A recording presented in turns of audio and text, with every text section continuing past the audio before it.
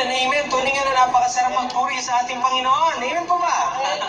Amen. And sa oras pong ito, tayo po naman ay makikinig ng salita ng Diyos. At tatawagin ko po ang ating tagapagbahagi sa oras ito, Pastor Ricky Calcetas. Palakpan po natin ating Panginoon sa buhay ni Pastor Ricky.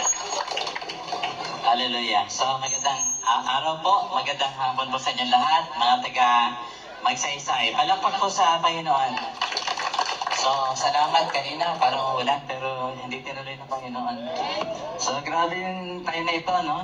Nagtutugang kami kasi nag-share. So, dapat ako bukas pa, no? Kasi bukas sa katutubo naman kami.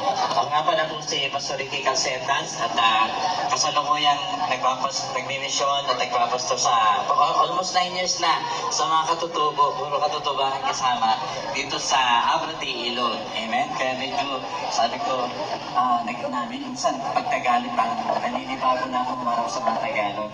So salamat po sa Panginoon at tayo po'y narito dahil ito ay plano, pinagdala ng Diyos para sa ating lahat. Hindi lang sa simpleng regalo, kundi yung pinakamataas na regalo ng Diyos ay nais niya matanggap natin sa araw na ito.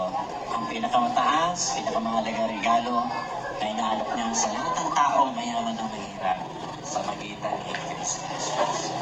So, salamat po. Gusto ko sana simulan na nag-share sa isang patotoo na November 30, kami nagbiyahe para sa Blayan para tumalon sa mga laking gathering mula Abra. At dala namin yung medyo lumang kotse. At sa biyahe po namin, tagumpay kami nakarating na sa Blayan, November 30. Kailan lang? At ang problema, pagkatapos nun, pabalik, magulan, madilim. Pagdating namin sa Patarik, first time namin maranasan na doon sa Patarik mismo, tumigil yung, hindi namin namalayan, wala na palang andar yung makina, at wala na rin palang siyang preno. So sa madaling sabi, kami po'y 5, 2 mag-asawa, at ako. So yung sasakyan po ay kahit anong tapak hindi na preno, nagdire-diretso kami paulog. At kaduluduluhan sa napat hanggang patag, kami po'y lumampas. Yung pala yung nakamamatay. At doon na kami nakitulog, inabot ang gabi at kinabukasan na kami nakandar. So naranasan namin yung life and death experience. Dati po kasi, narinig ko lang yung life is short, death is short. Ang Tagalog niya, ang buhay ay maiksi, ang kamatayan ay tiyak. Narinig ko lang yung dati. Pero dun sa araw na sa gabi na yun, pagay nakaranas na ganong tragedy, hindi ko lang narinig. Kami mismo ay nasalan sa panganib na kung sa lugar na yun, doon nahulog din ang dimpong labas at maraming namatay. So nakita ko realidad ng kamatayan. So nakita ko po, at yan po aking share. Sa verse lang naman siya. Sabi doon sa Hebrew 9:27, sabi dito, itinagdas sa tao na mamatay. At pagkatapos nito ay pagbubuo. So ito po pala totoo. Alam natin lahat tayo ay may katapusan. Alam natin lahat na tayo ay may kamatayan. Pero kukunti lang po yung naniniwala na meron pang susunod na buhay. Kukunti lang naniniwala na may pag-uko. Kukunti naghahanda at ako sa pagharap sa Panginoon. At ang kamatayan nga po ay susi sa susunod na buhay na walang hanggan o buhay na kaparusahan walang hanggan. Dalawang pong klaseng walang hanggan ang pupuntahan ng kaluluwa. At iyan po ay pagkatapos ng kamatayan, haharap tayo sa pag-uko. Ang mga halaman na tutuyo na lalanta, namamatay din ang mga halaman, pero wala na silang pag-uko. Ano mang klaseng hayop, maliit o malaki, namamatay din sila, pero wala na silang pag-uko. Pero ang tao namatay, mayaman o hindi, nagsisimba o ayaw magsimba, ano man reliyon natin, pag namatay ang tao, maniwala sa hindi, maharap tayo sa Panginoon. Meron pang judgment day, meron pang pag-uko. Hello po, at ito po yung mahalaga natin mapagandaan. At kung ang tao po hindi naganda, siya po'y pupunta sa walang hanggang parusa. At kung siya po'y naganda sa harap ng Panginoon, pupunta siya sa walang hanggang buhay. Nais mo na Panginoon. na tayo po'y makapaganda. May paghukom, pero nais ang Panginoon na tayo po ay maligtas. Hello po ba? Nabanggit ko kanina na tayo nais ang Diyos. Matanggap natin yung pinakadakilang regalo ng Diyos sa mundo, sa tao. Alam niyo na po ba yan? At yan po ang sinasabi ng Juan 3:16 na dahil sa pag-ibig niya, ibinigay niya ang kanyang bugtong na anak na si Jesus. Anong binigay? Religion? Sekta? Simbahan? Hindi. Wala siya binibigay na reliyon sa tao. Anong binigay ng Diyos? Dahil sa pag-ibig niya sa buong mundo, sa buong sanlibutan, anong binigay niya? Maraming reliyon na nakakalito. Hindi. Ang kanyang kaisa-isang anak. His only begotten Son. He gave. Walang bayad, bigay. Bakit po binigay? Para lang ba tayo magpasko? Magdiwan ng Pasko? Magsaya? At pagkatapos ng Pasko, tapos na? Tapos na kamatayan niya? Ganun lang ba yun? Ganun lang ba ang layunin ng pagbibigay ng kanyang anak para lang magkaroon ng isang araw na Pasko din tapos na? Ang sabi doon, kaya binigay niya kanyang bugtong na anak. Sabi doon, upang ang sino man. Amen? Babae, lalaki, mayaman, mahirap, may bisyo, wala. Sabi doon, upang ang sino man na sa kanya, hindi sa kanila, sa kanya, iisa lang. Hello? Hindi ka malilito sa Panginoon. Sa reliyon, malilito ka. May sasabihin dito sa kaliwa, may sasabihin dito sa kanan. Pero sabi doon, ibinigay niya ang kanyang bugtong na anak. Upang ang sino man na sa kanya ay sasampalataya, mananampalataya. Ano mangyayari pag nanampalataya? Ang isang taong makasalanan, ang isang kriminal, hindi lang po kriminal ang makasalanan. Kahit mabait na tao, nagkakasinungaling, nagkakasala. Amen po ba? Kaya sabi ng Biblia, pati ang Israel, ang lahat ay nagkasala, walang matuwid, walang perfect kahit isa. Amen? At ang kabayaran ng kasalanan na yan, kamatayang wala hanggan. Kaparusahang wala hanggan. Pero ang Diyos po ay napakabuti. Hindi siya papayag ang ating kaluluwa ay mapunta sa walang hanggang kaparusahan. Kaya sabi doon, sino mang sa kanya isasampalataya. Anong mapapala? Pag nanalig kay Jesus, anong mapapala? Anong mapapala? Pag ang tayo nanalig kay Jesus, hindi na mapapahamak. Number 1, may dalawa pong mapapala ang isang makasalanang gaya ko kapag ang tiwala kay Jesus ibinilagay. Number 1, kanselado ang iyong kapahamakan sa impyerno. Amen? Makakancel. Dapat tayo may impyerno, dahil tayo yung mga sinungaling, makasalanan, pero kanselado yan sa oras na tayo manampalataya. Dahil dahil sa magitan ng pananalig, ikay mapapatawad, mapapawalan sala, mababago ang iyong buhay sa magitan ng paglalagak mo ng tiwala kay Jesus. Walang reliyon magbabago sa ating makasalanang puso. Pero may isang Diyos na naganyang tao para tayo po ay baguhin at iligtas sa kasalanan. Amen po ba? Dalawa lang po, tatapusin natin. Anong mapapala kapag ang isang makasalanan, ang isang taong ligaw, kay Jesus lang nagtiwala? Hindi sa marami, isa lang, si Jesus. Anong mapapala? Kanselado ang kapahamakan mo sa impyerno. Sabi doon, ang sino mang sasampalataya, sabi doon, hindi na. Sabi niyo sa katabi mo, hindi ka na mapapahamak. Kapag isa lang ang iyong sinampalatayanan, sabi natin si Jesus, ang daan, ang katotohanan, at ang buhay. Hindi maraming daan. Ang reliyon marami. Ang sekta marami. Ang paniniwala marami. Ang nangangaral marami.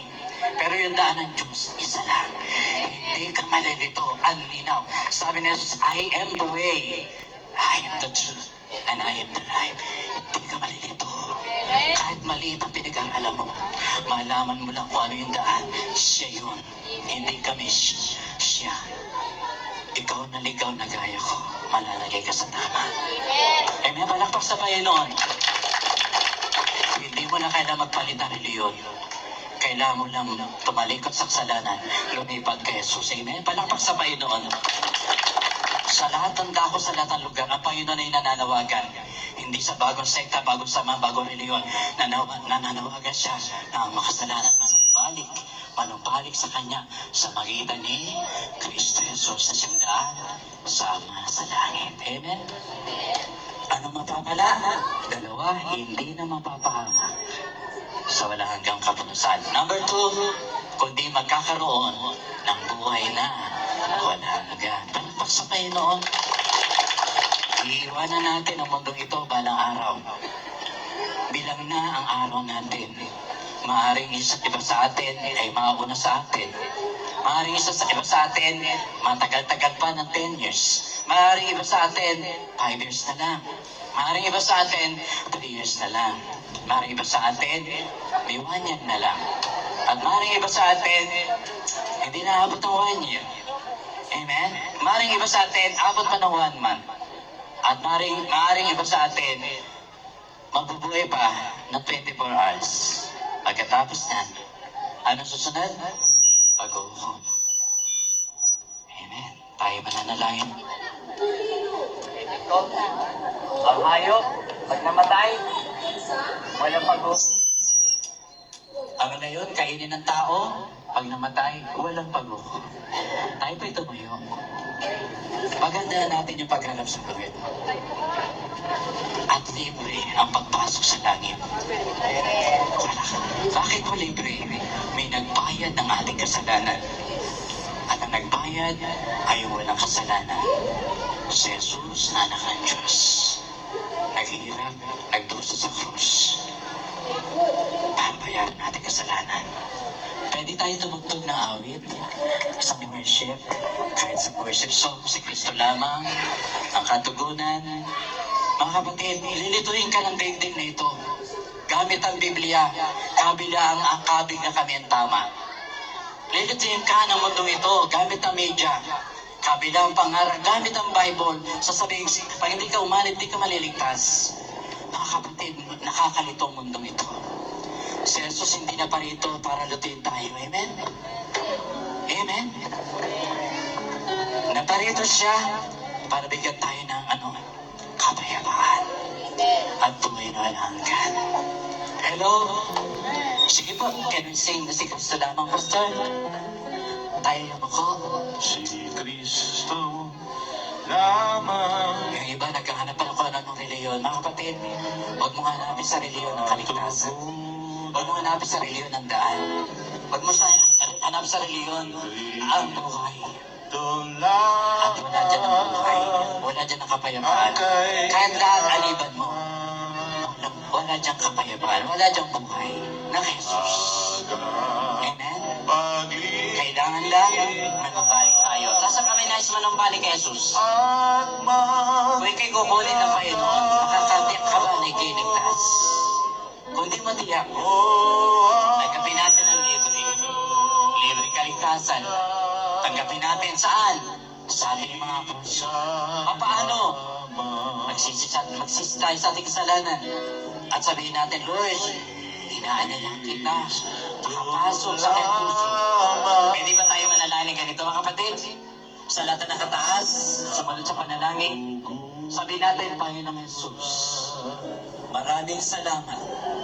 Sa gitna na ako'y makasalanan, nagrebelde sa'yo, naligaw, nalayo, naghanap ng reliyon. Nakita ko, Panginoon, ikaw lang pala ang daan. Ikaw lang ang katotohanan. Ikaw lang ang buhay.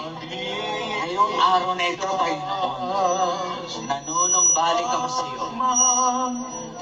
Tinatanggap kita sa aking puso bilang aking Panginoon, aking tagapagligtas.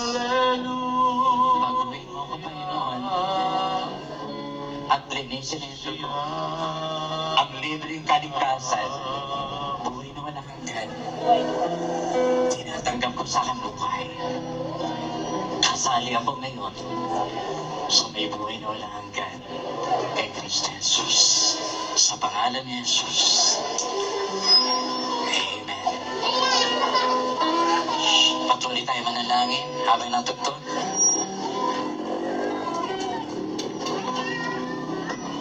Amen. Sige to. Meron pa ba kayo naisinigin sa Panginoon? Thank you, Jesus. Thank you, Jesus. Ako na lang mananalangin. Panginoon ng mga pangyarihan, maraming salamat sa oras na ito. Patuloy ka magpahayag sa mga taong naririto, Panginoon. Patuloy kayo magpahayag ng iyong pagka-Diyos sa kanilang mga buhay. I pray ano man ang kanilang kabigatan, na daladala sa kanilang puso, sa kanilang buhay, sa kanilang tahanan. Lord, I pray, kayo po ang mahayag sa kanila. Kayo po gumawa na himala sa kanila. Makita nila at maranasan ang kaibahan ng taong nasa iyo at wala sa iyo, Panginoon. Hayaan niyo po hanggang sa matapos ang gawain nito, patuloy mo kaming sasamahan na iyong kapangyarihan at presensya. Salamat po, Ama, sa pangalan ni Jesus. Amen. Amen. Amen. Tayo po yung magsipo. And sa oras pong ito, we will be inviting Pastor Nestor Medalla to pray for our community. Praise. Hallelujah. Hallelujah. Hallelujah. Dahil ang Diyos, muli dumudulog kami sa trono ng biyaya. Idinudulog namin, Panginoon, ang aming bayan ng magsaysay.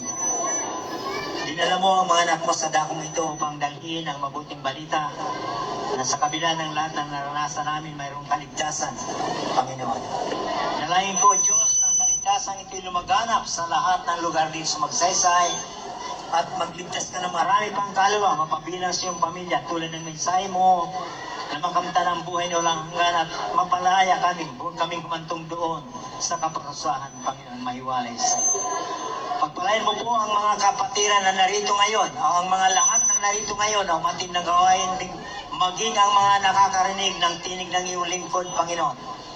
Dalangin ko na mangusap ka sa kanila, na sila'y mapabilang sa iyong pamilya, maging mga anak mo at magkaroon ng buhay na walang hanggan, tulad ng mensahe mo sa amin ngayong hapon ito. Kung paanong natanggap namin ito gayon din para sa kanila, O Diyos, ang iyong biyaya at kahabagan ay pasaganahin mo para sa bayan ng magsaysay. At hindi lamang yun, maging ang aming pinagkukunan ng aming kabubuhay, we pray, God, na pagpalain mo, Panginoon, ang pinagkukunan ng kanilang pangailangan. Pagpalain mo na ilayo mo rito ang anumang mabibigat na karamdaman o maging ang Kristo, Panginoon, sa aming pananim na palay. Pagpalain mo na ang aming trabaho ay panginisda o anumang trabaho ng aming mga kamay. Bless mo po ang gawa ng aming mga kamay, maging ang aming mga pamilya ng kapayapaan, pag-ibig at kagalakan na nagbubuhat sa iyo ang maghari sa bawat na araw. Pagpalain mo, O Diyos, na sa dakong ito ng bayang magsasayi, ikaw ang may tasa at ikaw ang malalhatid. Ikaw ang maparangalan sapagkat kapag ang bayan ay nagbalik-loob sa iyo, pagagalingin mo, Panginoon, ang bayang ito ang ibig sabihin, pasasaganahin mo, Panginoon, ang bayang ito. Maraming pong salamat, O Diyos, purihin ka. Salamat sa mga lingkod mo na dinala mo dito. Patuloy, Panginoon, gamitin mo sila sa mandako na pagsuguan mo sa kanila, Panginoon. Salamat, Lord, sa mensahe mo. Naway natanggap ito ng maraming tao sa oras nito. Purihin ka sa iyo ng relatin at karangalan. Ito ang aming samo at dalangin sa iyo, Diyos, sa pangalan ng aming Panginoong Jesucristo. Lahat ay magsabi na, Amen. Amen.